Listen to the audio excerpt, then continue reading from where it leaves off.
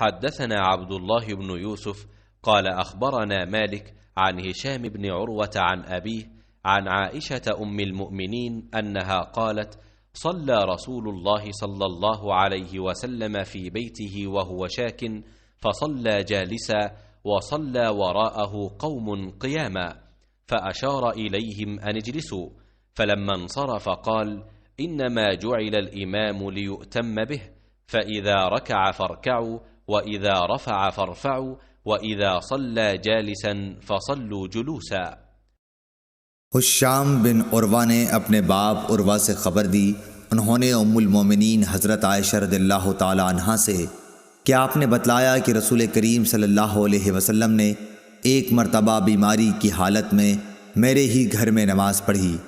आप बैठकर नमाज़ पढ़ रहे थे और लोग आपके पीछे खड़े होकर पढ़ रहे थे।